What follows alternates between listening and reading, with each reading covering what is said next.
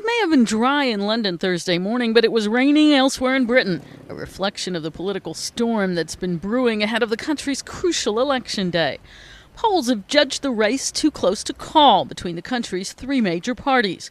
Only months ago, most observers thought the election would be a solid win for the opposition Conservatives. But an embarrassing expense scandal involving lawmakers across party lines hurt the country's old guard, including the Tories.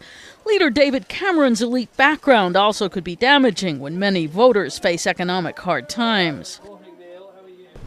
Beleaguered Prime Minister Gordon Brown may have been smiling when he arrived to cast his ballot in his Scottish constituency, but his Labour Party's been slipping steadily in popularity since Tony Blair's landslide win 13 years ago.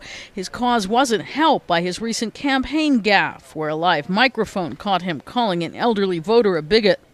Nick Clegg's Liberal Democrats have been mired in third place in the past, but his strong performance in Britain's first ever television debates has caused speculation the party could pull enough votes to prevent the others from getting a majority to form a government, raising the spectre of a hung parliament.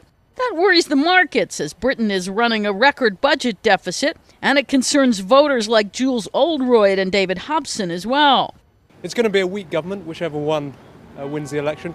So whether the Tory party get a majority or whether it's a hung parliament, it's going to be a weak government. And that's a concern, given the state of the public finances.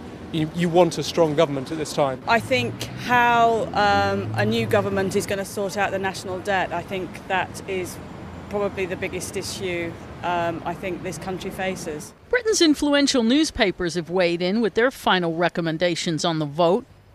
And at least one last-minute campaign stunt has gone wrong. A light aircraft went down carrying a candidate for the UK Independence Party, which advocates Britain's withdrawal from the European Union. Nigel Farage reportedly didn't suffer life-threatening injuries.